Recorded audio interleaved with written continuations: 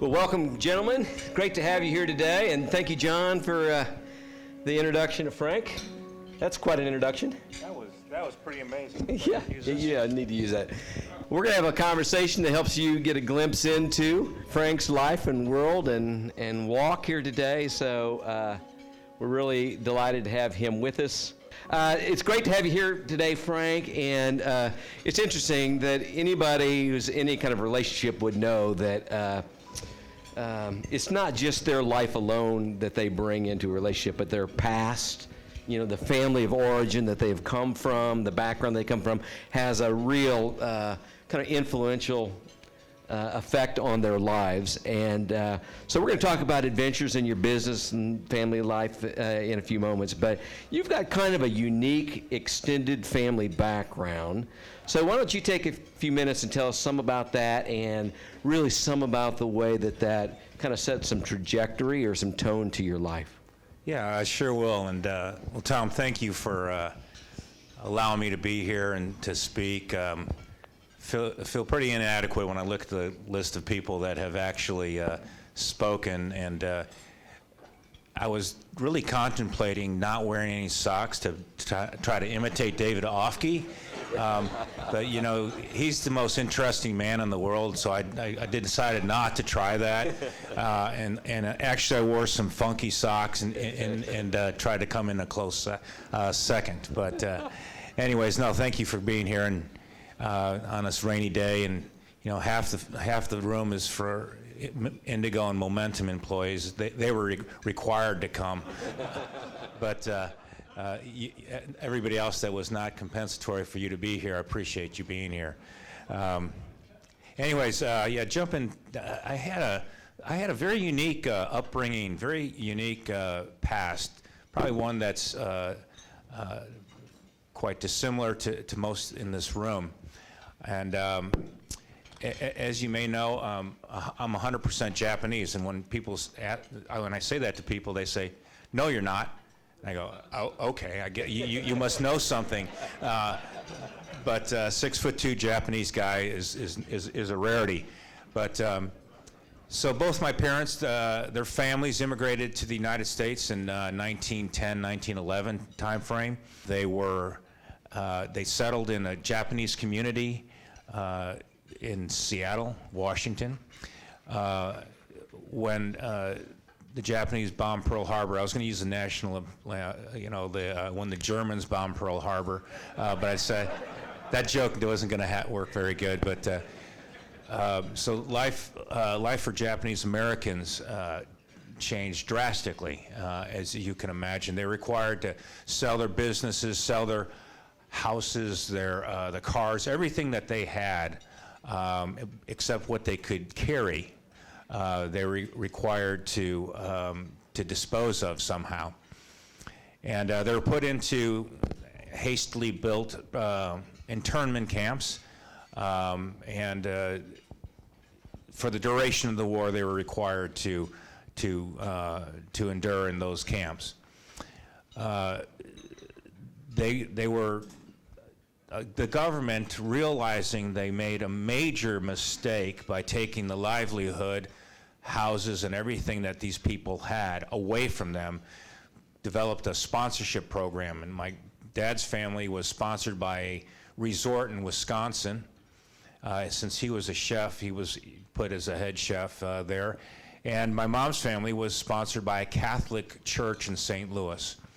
And so it was very interesting. My parents did not know each other at the time, although they were in the same camp, and it was something that I understood, and I actually learned from in school. And I was young; I was about 10 years old, and I asked my folks, we learned about this in school, and gosh, it sounds really harsh. Were you mad at the government for doing this to you? And their answer was it was quite surprising, I guess, for me. It was 50 years ago, but they said, no, we were not mad at the government, but we're embarrassed that our country of origin could have done something like this to our new country. It was really heartfelt. But the worst thing was our new country could not trust us enough, so they had to incarcerate us. And so I thought, okay.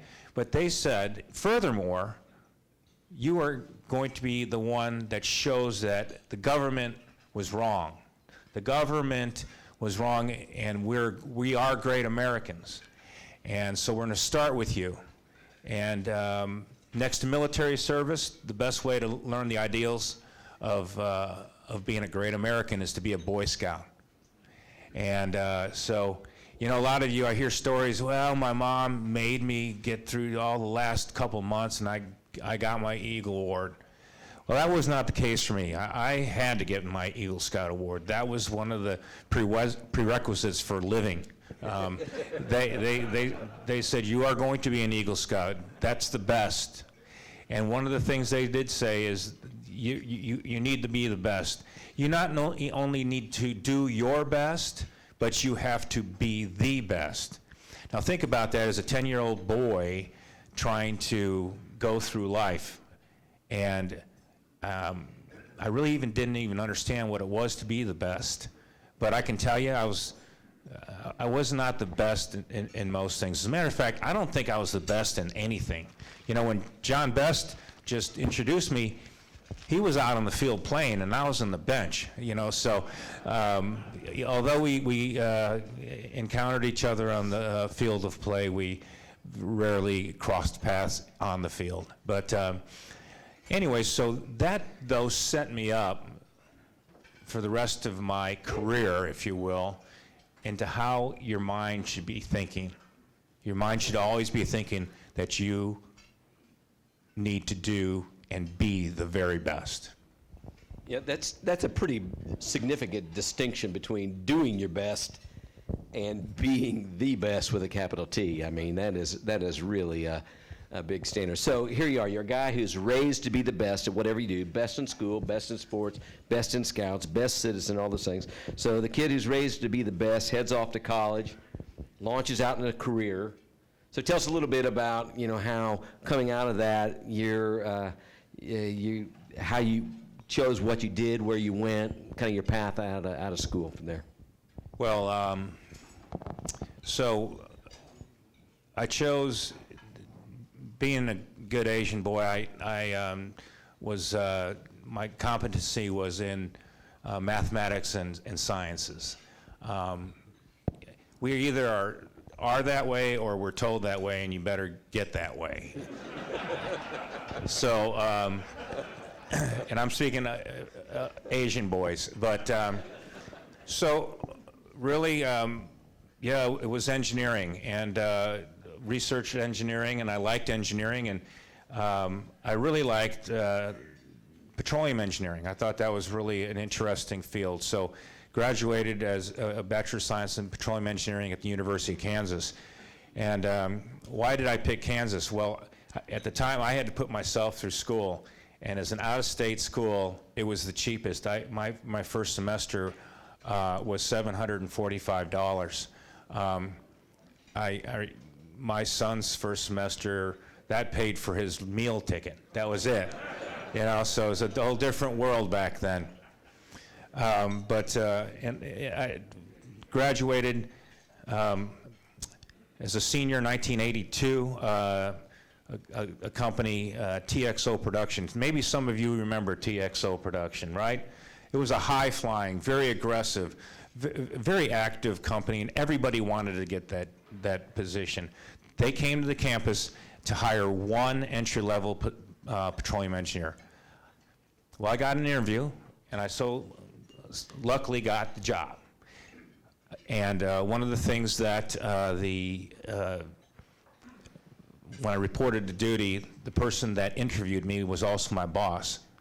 And I said, hey, you know, I know all the guys that you interviewed. We all had the same GPA close. They probably had higher GPA than me. We had the same classes. We had same internships. How come you picked me?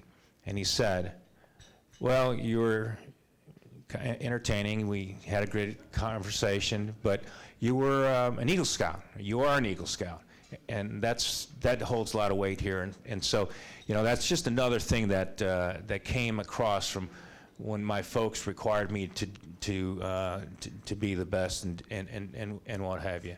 So, and then through my career, additional greater and greater responsibilities and jobs. And it was finally, I started a job with two other guys when I started off my own for the first time in 1991 to form a company called Southwestern Production. Now, it's not the same Southwestern Production we know today, but we started off on our own there. And in 2004, I met my business partner, Bill Pritchard. He's not here. He gave some lame excuse as to why he couldn't come. So we'll see if he really had to do that, but he'll have to repay me greatly.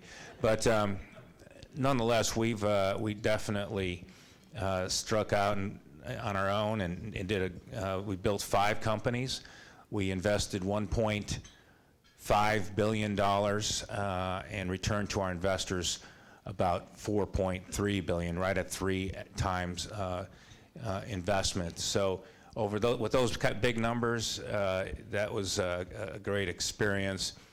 And what it turned out to be was something that I love the art of the deal, right? You love to originate, to develop, to build, and then eventually operate, and then sell assets. And we did that 5 times, and I kind of call it wash, rinse, repeat. And but we have some of our younger guys coming on up. Brant Baird's here. He's the president of the company. And they're going to continue on our tradition. That's great. Well, I mean, you've had an incredible career, and just those numbers you threw out just there are amazing, as well as... Some of those are real. Yeah, I thought I saw some guys fact-checking out there real quick. Yeah. So in the middle of that, we've got layers to our life, right? So there's the big and public part that everybody sees and the way it's going along, so your business track and what's going on there. But then another part of your life is you have a family, and so somewhere around 15 years ago, you went through a life-changing encounter that was really brought about through your daughters. This is a great story. Would you just tell everybody about sort of that season and the difference it brought about into your life? So along the way, I really I always was told that the man is the spiritual head of the family.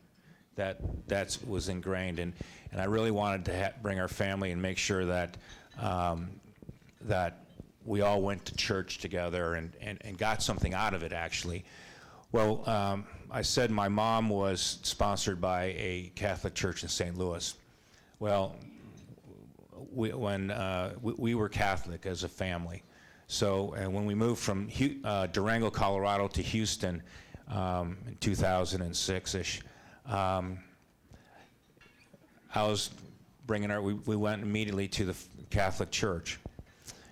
And my kids just did not get into it. They did not like it. I mean, and I don't fault them. I mean, we had a guy from Vietnam that we could not understand, person from the Middle East that we could not understand, and we had a priest that was about 95, and he would yawn or take a deep breath, and my daughters would say, "Dad, I think he's dead." But every time, I'm not kidding you. 3 times every Sunday they'd say that. So, that was just something that was bothering me because they're not enjoying it.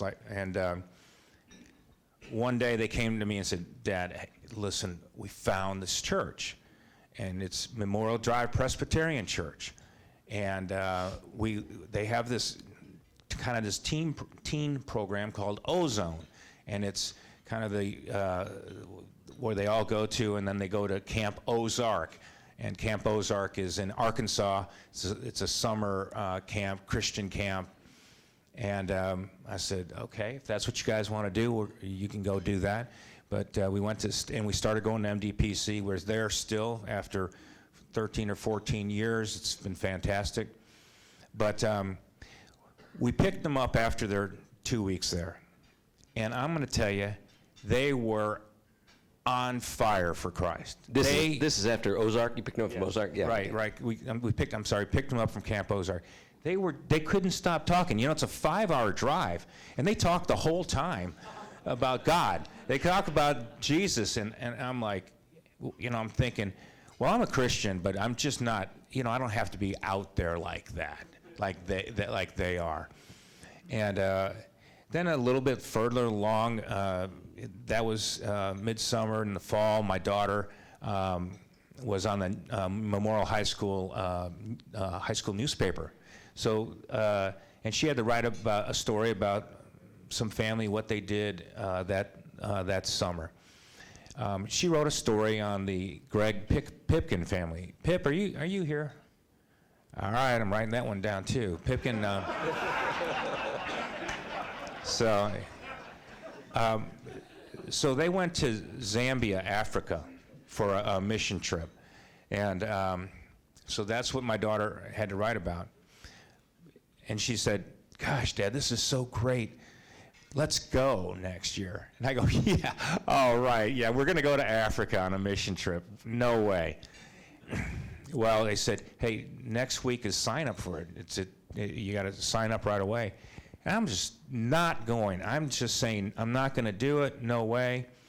And they're going, "Okay, well, there's a lot of moms taking their daughters or sons, so Mom will take us." And Stephanie said, my wife said, "Okay, yeah, I'll take you." And I'm like, "Wait, you guys are all going to go and I'm going to stay here?" I thought about it. I could play golf. I could do all these things. I don't care what. Wouldn't have to make the bed in the morning. You know, all these great things. Well, I pushed back. I pushed back and pushed back a lot. And I thought about why I was pushing back. I was pushing back because I totally felt inadequate to be there, to preach the gospel to people, and that was my pushback. I didn't really realize it until I was there, because I kept on saying, "Hey, I don't know, what am I supposed to say? What am I supposed to?" They say, "Don't worry, we'll teach you what to say every day." So that's what happened. We get there, the Americans, they all get 10 or 15 orphans apiece, and it's Vacation Bible School on steroids, basically, is what it is. It's with a firm called Family Legacy Ministries, and I think a lot of you may even be sponsoring kids in this room from that today. It's a fantastic organization. Well, I was there the first day, and I was doing everything I can to hide and just not be really, really involved. I could do anything for the next 5 days, and we go home. God had different plans for me. What happened was, I had a little boy in my group. He's about 10 years old, littlest 10-year-old you ever see. His name is Tanazio Firi. And Tanazio was a very meek, very quiet young boy that wouldn't leave my side and held my hand the whole time. We started talking about Scripture, about salvation, about all the things that I was only one day, maybe 5 pages in the Bible further ahead than they were. You know, I mean, I acted like I was some, you know, big pastor, but I was just a few steps ahead of them. But I saw through Tanazio, I saw God working through me into Tanazio. I mean, this kid got it. He got it. He understood it. And he looked at me and he goes, "Oh my gosh, this is amazing." And he jumps up full of life, completely different person. And it was a fabulous experience. And I saw it. I saw it that day, God working through me. And it was July 2008 that I got on my knees and had Christ come into my heart and my life. And it was, you know, I say it wasn't like Saul on his way to Damascus, where he gets a flashbang and he's blinded for a month. But it's pretty damn close, let me tell you. I mean, when I saw that, and I felt it, and it was great. And my life changed from that point on. Yeah, when you and I were talking earlier, we talked about the sort of just kind of, if you're looking at statistics, there's some unlikelihoods, right? So like they say something like 85% of those who trust Christ do so before they're 18, and at that point in time you're in your 40s. And also, it's not like you were in the deep weeds of life. Things were humming for you, and yet you still felt this need to turn and surrender your life to Christ. Is that right? Yeah, it really had nothing to do with the successes in life. It had more to do with thinking about,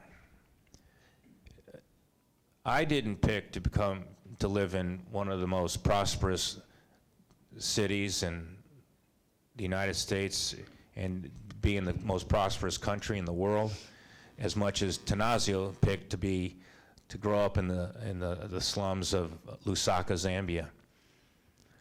And I saw that happen, and how truthfully God worked in that situation. And that's what I realized, and no material thing, nothing could have prepared me for what I experienced. And so that was, I mean, I was flying high. We had some great companies going, and building them and selling them, and great family, and living in a great place.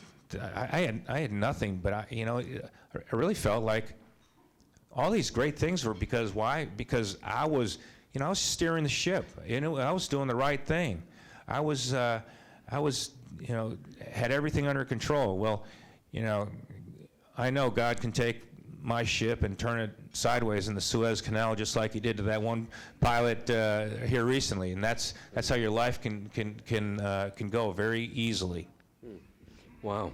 So so it's been 13 years ago now. So give us a glimpse into the way your newfound faith in Christ affected your mindset, your perspective towards life, work, business, family. Well, from that point,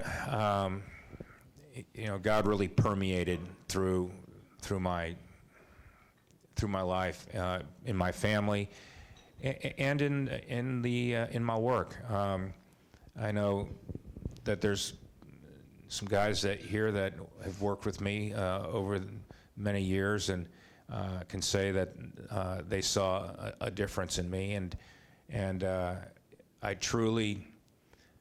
That was one of the very first times when I got back when I said that our company is favored because we're obedient and we have a Christ-centered company.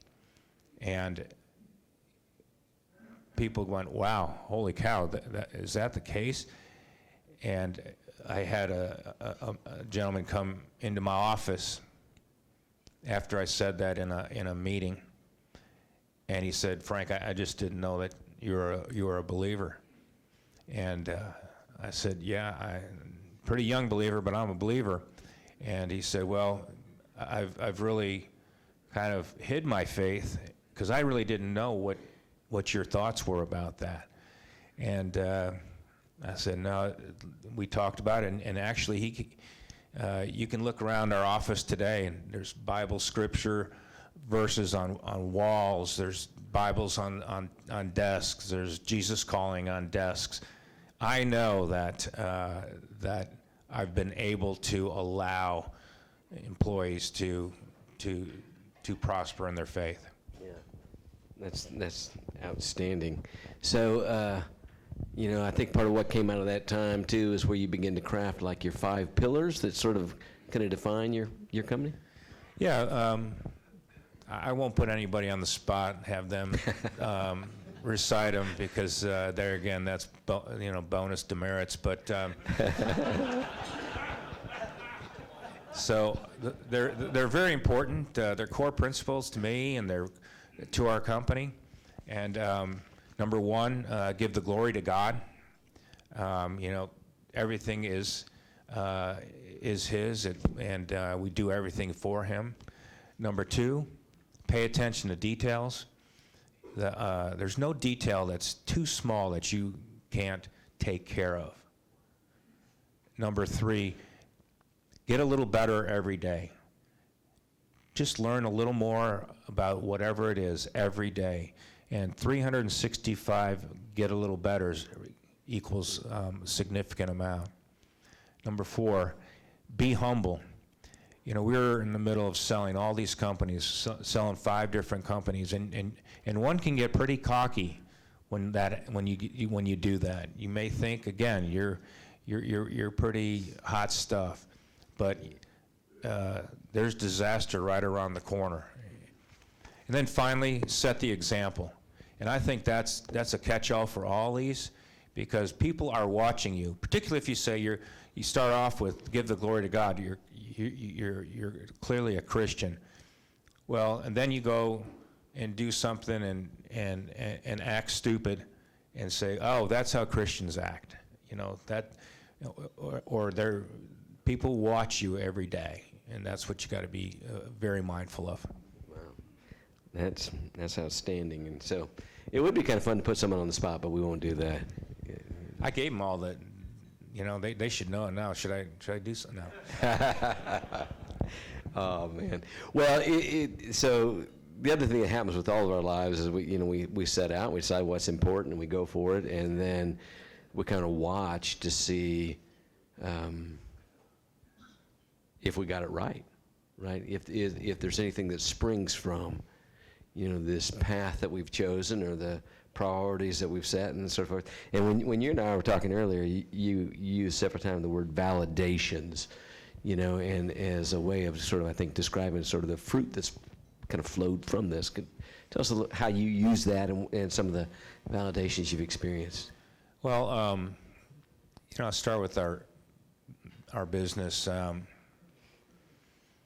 I truly believe that we could never have made the moves we made to sell nearly $4.5 billion worth of oil and midstream assets because myself and these folks here from Momentum and Indigo are so smart. The transactions that occurred were impossibly skinny windows that we ran through, and the door just slammed shut. The timing was in a cadence that it happened very regularly, and it just doesn't happen that way. And I truly believe that if I talked to our company at length all the time about obedience to God and a Christ-centered company, and they grasp that, and that's the culture of the company. In my family life, the story is also quite significant, and one that I'm very proud to talk about, and the lump in my throat always is there. But so our 2 oldest, our family was my wife Stephanie, and then Seth and his wife Katie are the oldest kids, and they have 2 children of their own, Lucy and Stella. And then my middle child, Kylie, is married to Ben, and they're moving like this week from New York back down to Houston. And then finally Bailey.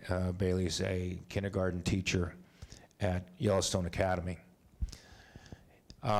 Seth and Kylie are not my biological children, but I treat them no different than our youngest Bailey. And over the years, the discussion came up between Stephanie and I, should we change your last name to Tsuru? And when they were young, they wouldn't have had a say in the matter. We'd just do it. So we decided not to. Just allow their own identity. We'll fast forward to about 6 years ago. And my son Seth and I, Seth's back there hiding, but we were at our ranch, we're fishing and shooting turtles and drinking beer and having a good time. And we're on the dock there in a little pond, and he said, "Well, Dad, there's really no good way of saying this." And I'm thinking, whoa, what could this be? And he said, "Katie and I have decided to take Tsuru as our last name." Wow. And that was this, that was the flashbang of my life. It really was. And came home, and Kylie told me the same thing that she's going to do.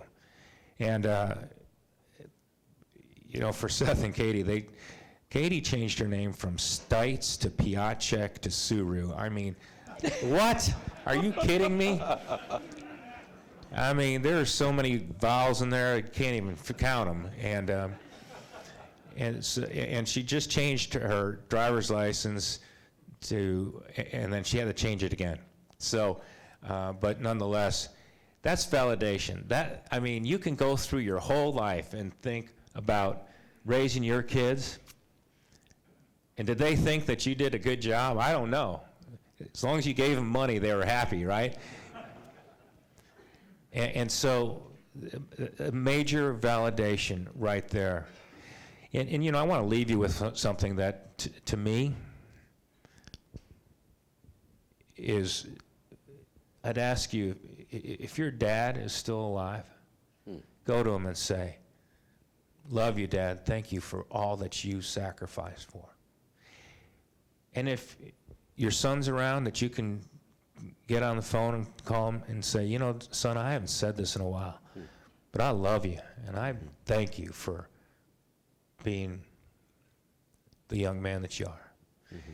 And it's because sometimes a son or a father needs that. They may need that for whatever reason. And God's telling me to tell you to do that. So maybe you might not know it, but somebody needs that in this room. Thank you for saying that. I had this experience when I was a kid. I grew up in a family that didn't say "I love you" to one another. They just didn't do that. And I went to some place where it was like a homework assignment to go home and say, "I love you" to your parents or something like that. And that sort of charge provided sort of the permission to do something I, in my heart, wanted to do in the first place, And it just kind of made it like an assignment and sort of took the vulnerability edge down on just a little bit. So you guys can do the same thing. Just kind of take it as a challenge from today on that. Yeah, that's great. Good. Anything else in the area of validations or that good on that? No, that's a pretty big one. Yeah, it is. It's huge. Huge. Hard to top. Yeah. All right. So here's kind of the big question, and then we'll actually kind of open up to see if anybody has a couple questions here for you from the crowd. But you're here at Toolbox, and Toolbox. One of the ways that we describe what we're about, what we're hoping for that happens because we're together, is that it would be a tool that helps men go beyond success. Not that success isn't important, but to go beyond success and into significance. Right? So just respond to that. What's that phrase? How does that strike you? What does it mean to you as you sit and think about beyond success and into significance? Yeah, I'll be honest. I wish I would have known the difference between success and significance a long time ago. I really do. I think I wasted a lot of years chasing success. A lot of years. And one of the things that has struck me is that success is elusive. It's hard to define. When can you say, "Well, I'm successful"? It's like, I found the end of the internet. It's impossible, right? also success is a bit selfish. And why do I say that? Is because success, it's all about you. It's what you've accomplished to do what you want to do. Versus significance. Significance takes success that you may have and is a multiplier. And it goes and does things for others. And it's all about for others. And I look at that, and I think about success, and the tagline that Toolbox uses is, and that it truly is something that lives on for a legacy. I mean, success may be making enough money so your kids can go to school, but significance is building a school or starting a scholarship or sending other kids to school so they can live their life. Mm-hmm. That's the difference between the two. And I know everybody in this room,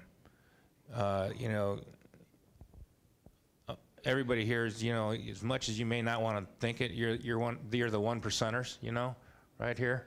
You're successful. I know you are. But how many are significant? And that's where you have to really understand how important significance is. Jesus was the most significant of all. Why? Because he came here to serve others. Mm-hmm. And that's, who do we want to emulate most? There you go, Jesus. Mm-hmm. That's who we want to emulate. And what did he do? He came here, and his whole existence is to serve others. And he died the heinous death for us. And I think that's something that we've got to remember, and it's how easy then it is to think of significance as being important. Mm-hmm. Wow, that's fantastic. I mean, it's counterintuitive, right? There's something in us that says, get. Right. But there's that dare that says, give, and that's the gain, right? Sure. Yeah, that's amazing. Thank you for that. Well, I love just the story about the way that you've allowed, where you've come to in life to sort of become this platform, and a platform for impact and significance is just the way you're describing. So thanks a ton for doing this. I have a thought that comes to mind. We're going to open up to see if anybody has a question or two before we wrap. But, I think of growing up under that banner of be the best, which is in many ways it was probably empowering, and in some ways it was weighty and a huge thing for a little kid. But I know that there's a sense of working and living toward sort of a commendation in that, right? A validation. Yep. And just to hear your heart here today, the thing that I look forward to, for us, for you, is that day when, having responded to him, you get to stand in front of Jesus and have him say, well done, good and faithful servant. You were faithful with a few things, and I'll put you in charge of many. Enter into the joy of your master, right? There's the vision in pressing forward to the very things that you're describing. So thanks a ton. Yeah. How about a question or two? Anybody have one? Okay, I can't see who it is in the back. Stand up and tell it real loud for us, will you? Yeah, thanks. Okay. Sir, appreciate you giving the backstory of your family history and with the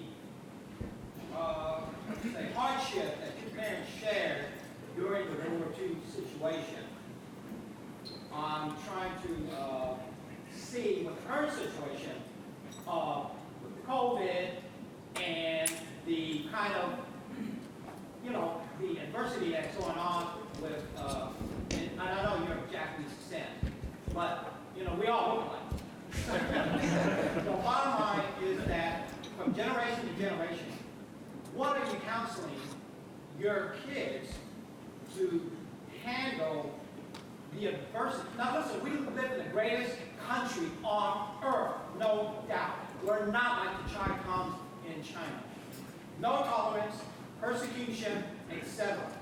However, there is hostilities here, and I just wanted to see how you're counseling your kids to, use the faith to kind of mitigate hostilities for whatever they will face in the future. Great. Thank you. Thanks. Well, first I'll say I think all white people look alike.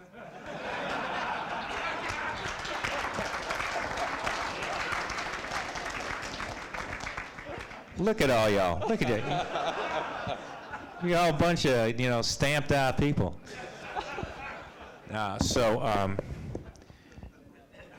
Your question is a good one. It's and I'm going to have to say something here. I think I might be myself personally, and I'm going to speak first personally. I have not experienced any kind of prejudice to me, personally. I mean, that's no attacks on me, no even. When I was younger, when I was grade schoolish, that's when Vietnam was just ending, and I fought a lot as a young boy.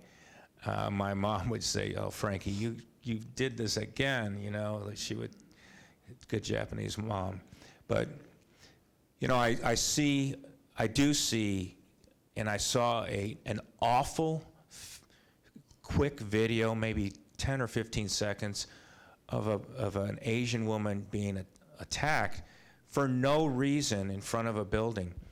It's sickening. That was sickening. And I think it's not just Asian. I think it's anyone that's persecuted whatsoever needs A, the sympathy, and B, for us to take a no-tolerance stand on that kind of activity. And my children, they're all adults now, and so they have a mind of their own on this, but and they don't get counseling from me very much anymore, but they've not seen that violence against them either. But again, it's sickening, and it could happen to anybody, and let's not allow that to happen, I guess would be my counsel. Good. Thank you. Another question somewhere? Yeah, right here, Jack. Any regrets? Regrets. I have really, really been blessed, to be honest with you. I guess I've said this to some people. I miss my mom and dad tremendously. They were such a big part of my life. And my mom passed away when I was very young, when I think I was 27. My dad passed away about 20 years ago. My regret would be that I didn't spend an hour drinking a cup of coffee with them and talking to them and saying that someday we're going to really miss this cup of coffee. And that's what I'm trying to say. I'd give everything that I have, except my family, push it all in if I can spend an hour with my mom and dad and showing them how amazing their grandkids turned out, how amazing our lives turned out because of their insistence on us being the very best. So I'd have to say that is I know I can't turn back time, but I sure the heck wish I would have spent more time there. Yeah. Wow. Thank you. Maybe one more brief question. Yeah, right there. Guess who it is? It's not a question, but I have a comment on what you asked. Hi, Jim, Kim, Frank, thank you so much for sharing your story. So my personal testimony as well, I've actually rarely faced racism, and we all share something common as Asian American. What I see is going on is there's certain groups out there in society and mainstream media that are trying to blow out of proportion small incidents that occur across the country. And while I do condemn those attacks, I really think that they're trying to put Asian Americans in this victim mentality, which I think is very unhealthy. But once again, my personal testimony is, as an Asian American, I don't even remember the last time I ever dealt with that personally. So I do think a lot of it is just blown out of proportion, and I don't believe it. Thanks, Jim. Thanks. All right. Well, we'd better wrap it up there. But gentlemen, how about arousing? Thank you.